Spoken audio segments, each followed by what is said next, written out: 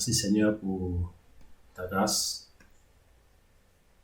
Bonjour frères et sœurs, au Seigneur. Nous sommes là encore ce soir par la grâce du Seigneur pour partager la parole, pour nous encourager car les temps sont de plus en plus difficiles.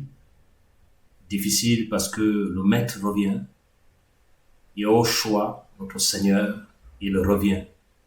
Et il revient chercher une église glorieuse, sans tache, ni ride, ni rien de semblable.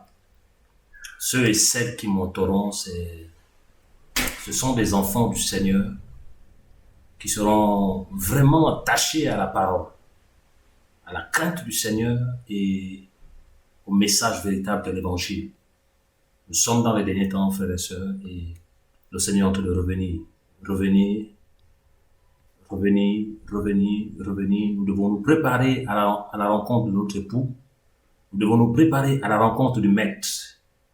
Car les temps sont de plus en plus difficiles, mais le Maître est là.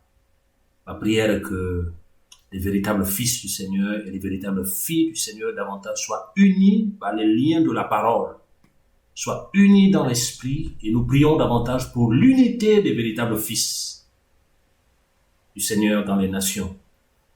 L'unité des véritables fils. Merci encore pour ces temps. C'est une grâce que nous nous retrouvons encore ce soir pour partager la parole. Et bientôt, nous allons aussi faire aussi des directs pour nous encourager mutuellement un peu partout par rapport à ce que le Seigneur met dans nos cœurs, des petites exhortations pour encourager les enfants du Seigneur à marcher selon les Écritures, pour encourager les enfants du Seigneur à marcher selon les préceptes de la parole du Seigneur. Car le Maître revient. La Bible déclare que si vous m'aimez, gardez mes commandements, gardons la parole, gardons le dépôt. Et c'est le conseil que Paul a donné à Timothée, garde le dépôt par le Saint-Esprit qui habite en nous. Et nous savons tous que le dépôt, c'est la connaissance véritable de la parole. Le dépôt, c'est l'évangile pur, l'évangile vrai, ce dépôt en nous. Et lorsque nous avons ce dépôt en nous, forcément comme Yahushua dit, que c'est l'abondance du cœur que la bouche parle. Lorsque nous avons ce dépôt en nous, qui est la parole, ça veut dire que lorsqu'on s'exprime, c'est la parole du Seigneur qui sort, la parole pure. Et non pas seulement en la récitant, mais en la vivant aussi. C'est ça qui est le plus important. Vivre la parole du Seigneur. Nous aimer mutuellement. Nous pardonner mutuellement. Nous encourager mutuellement. Les vrais enfants du Seigneur. Les vrais fils du Seigneur. S'aimer. Comprendre que l'église ne se limite pas à tes murs, tes quatre coins là, non. L'église du Seigneur est composée de fils et de filles. Dans les nations. Que ce soit en Asie, que ce soit en Afrique, que ce soit en Océanie, que ce soit en Europe, que ce soit partout. Yahushua a ses fils et filles. Et le Seigneur le dit.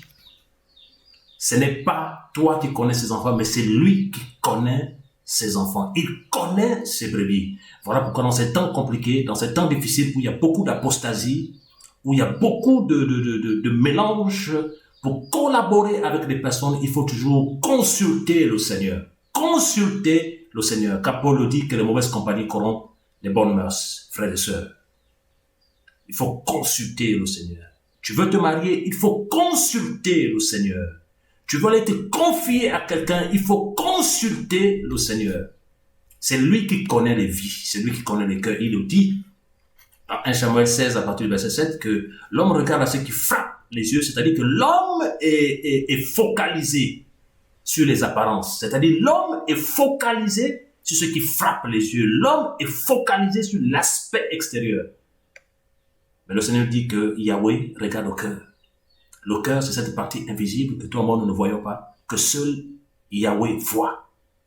Que seul Yahweh voit, que seul Yahweh connaît. Et il le dit dans le livre de Yéméia, qu'il sonde les profondeurs des cœurs et des reins. Il sonde les profondeurs des cœurs et des reins. Il voit dans les profondeurs. Il voit dans les profondeurs. Yahushua. Il voit dans les profondeurs.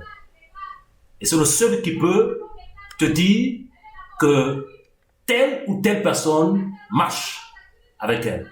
C'est le seul qui peut te le dire. Il est au choix, notre Seigneur et notre Maître. Voilà pourquoi c'est lui, c'est lui.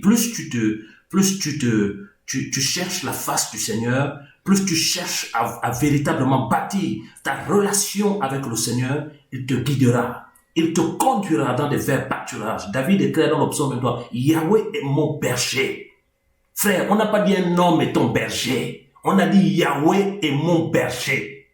Et la continuité, c'est que je ne manquerai de rien. Donc, si le Seigneur est ta priorité, je vais t'encourager ce soir. Tu ne manqueras de rien. Yahweh est ton berger. Yahweh est la solution à ton problème. Yahweh est la solution de ta vie. C'est lui le chemin, la vérité et la vie. C'est lui, frères et sœurs. C'est lui.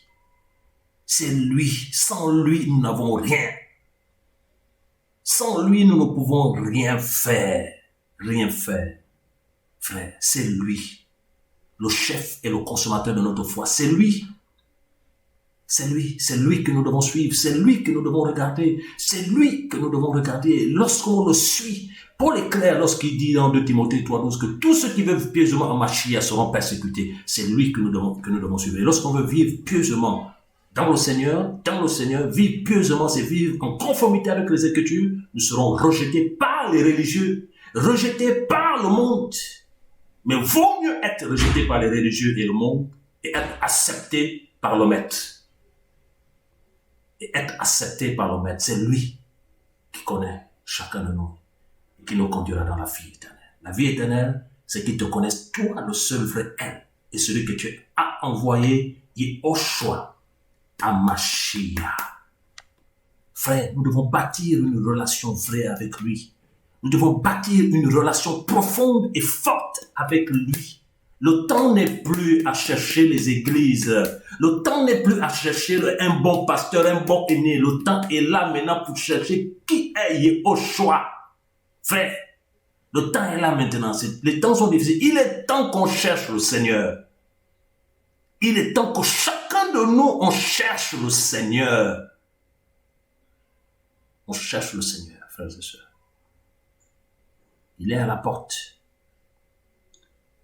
Il est à la porte. Il est temps.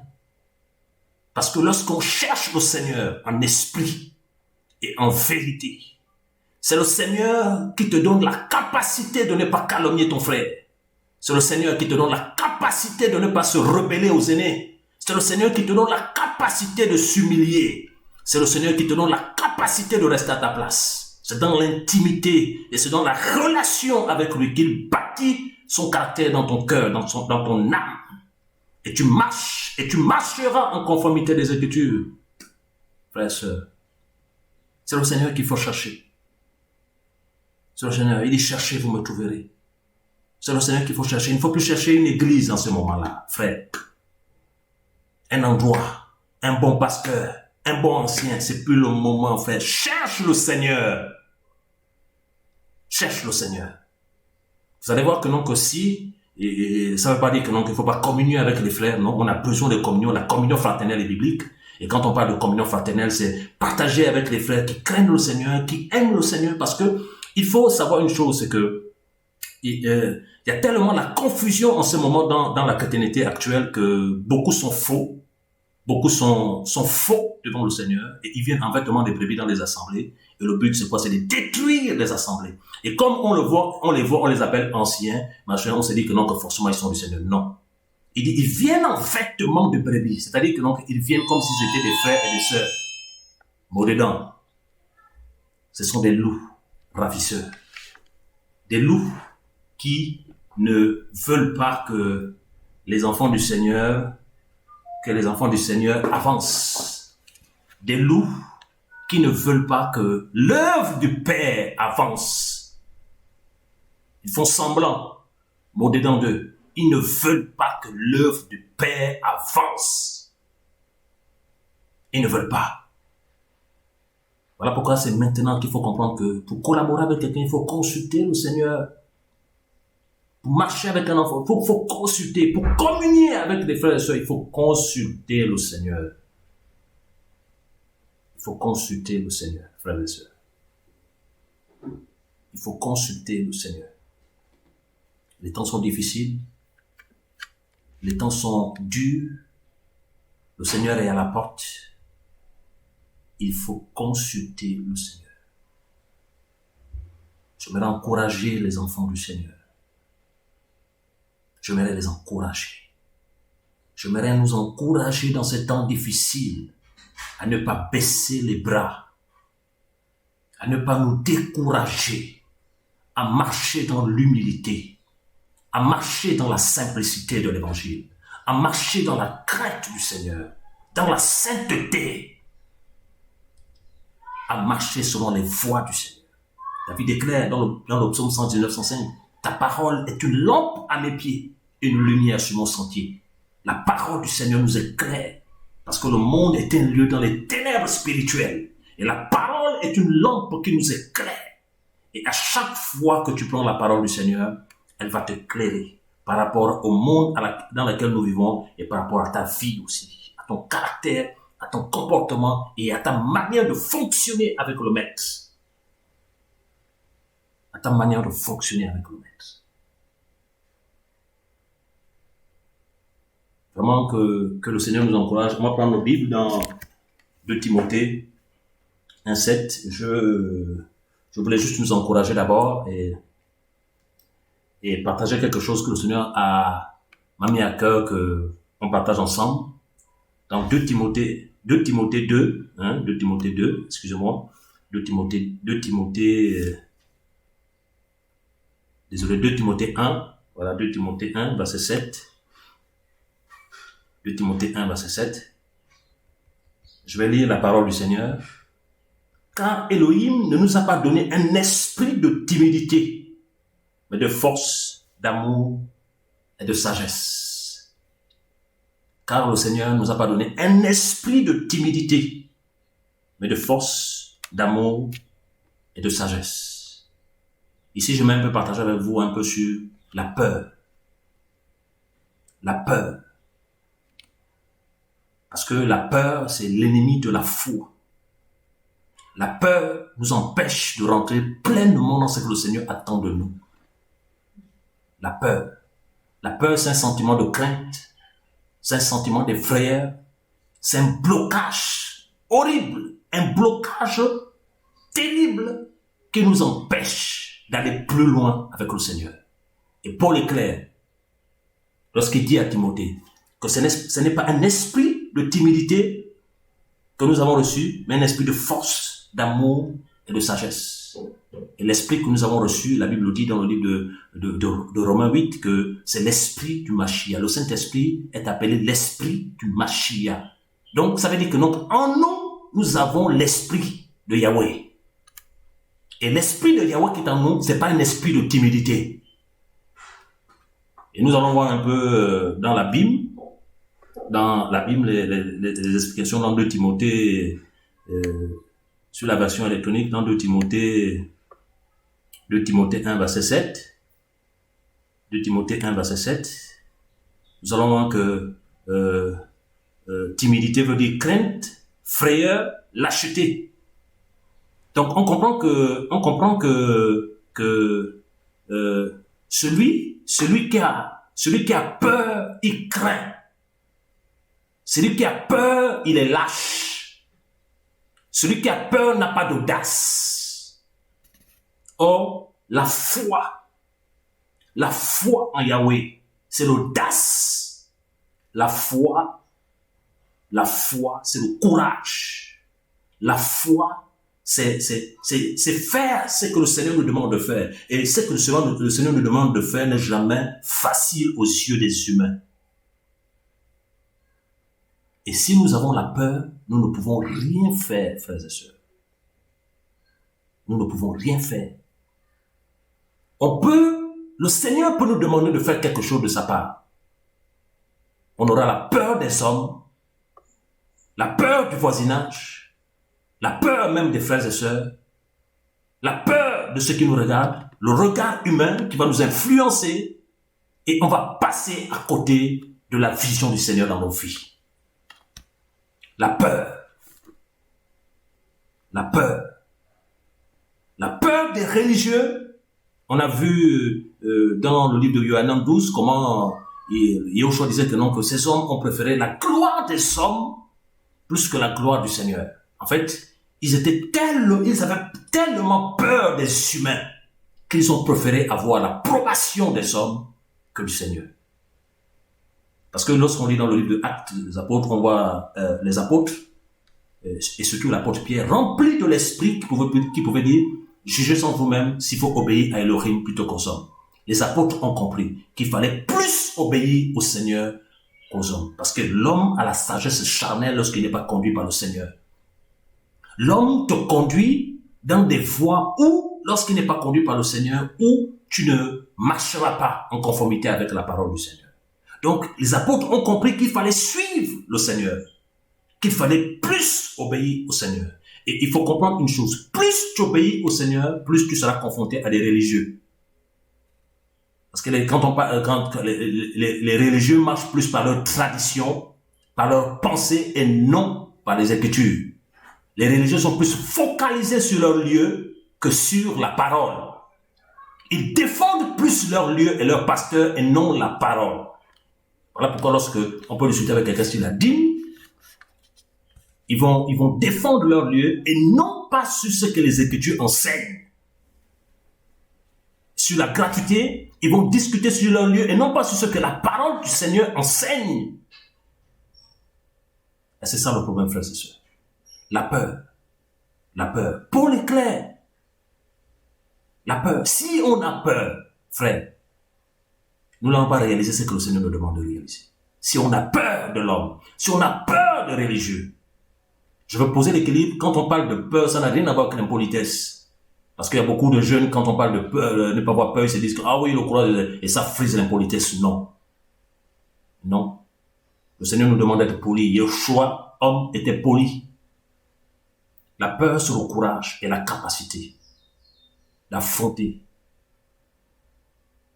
ce que le Seigneur te demande de faire. S'il te dit de faire A et que l'homme te dit B, mets-toi en tête que quand tu vas choisir le A, tu seras rejeté par l'homme, mais approuvé par le Seigneur, considéré par le Seigneur. Et je veux nous dire une chose que le Seigneur m'a enseigné, que nous allons prendre nos Bibles dans le psaume 75. Il m'a enseigné quelque chose qui m'aide dans ma marche. Dans le psaume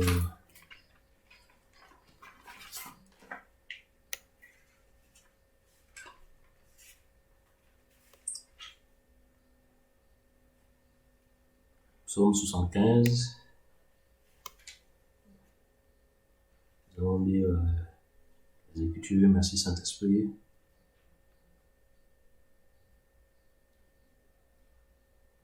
Psaume 75, on va lire à partir du verset 1. Au chef, psaume d'Asaph, cantique sur Al-Japhet. Verset 2. Nous te louons, Elohim, nous te louons. Ton nom est près de nous. Nous racontons tes merveilles. Autant que j'aurai fixé, je jugerai avec droiture. La terre se dissout avec tous ceux qui habitent. Mais j'ai fermé cette colonne, c'est là. Je dis à ceux qui se vantent, nous, ne vous vantez pas, et aux méchants, n'élevez pas la corne. Verset 6. N'élevez pas si haut votre corne, et ne parlez pas de coups arrogants. Verset 7. Car l'élévation ne vient ni de l'Orient, ni de l'Occident, ni du désert. Verset 8. Mais c'est Elohim qui gouverne, il abaisse l'un et il élève l'autre. Alléluia. Et là, nous comprenons que ici, nous devons comprendre que non, que l'élévation ne vient que du Seigneur seul. C'est pas une église qui te lève. Ce n'est pas un ministère qui te lève. C'est le Seigneur seul. Et tu dois comprendre que si tu marches selon les préceptes du Seigneur, tu vas te soumettre à tes aînés. Et là, on ne parle pas de la soumission africaine, non. C'est pas ça. On parle du respect, de la considération des conducteurs qui craignent le Seigneur et qui marchent en nouveauté de vie avec le Seigneur, qui sont conduits par le Seigneur.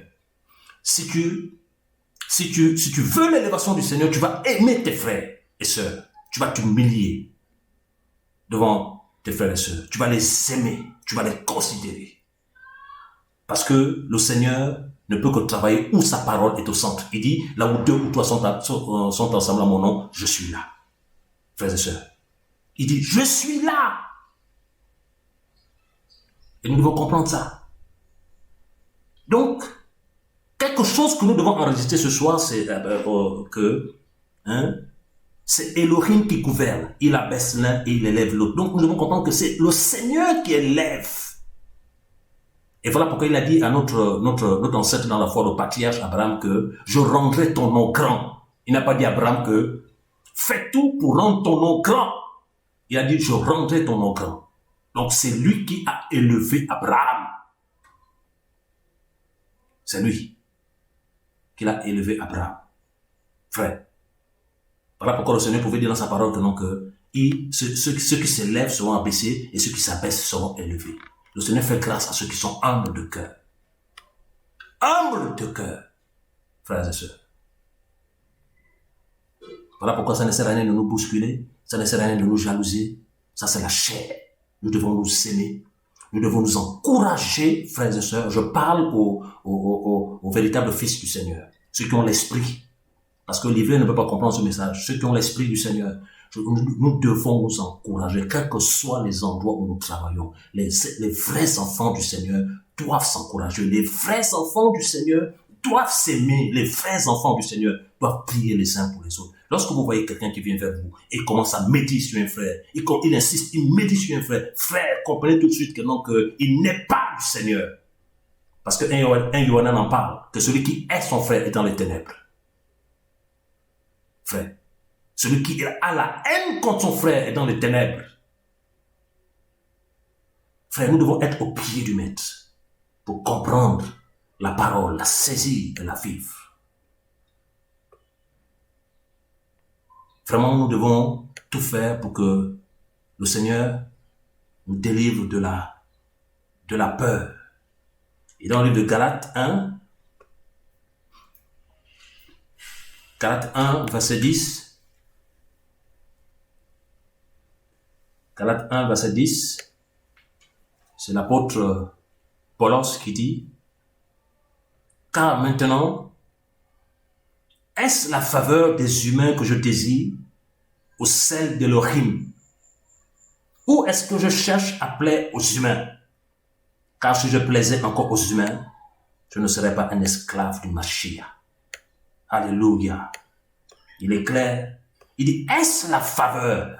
Et nous allons voir un peu la signification de faveur dans la BIM, la version électronique.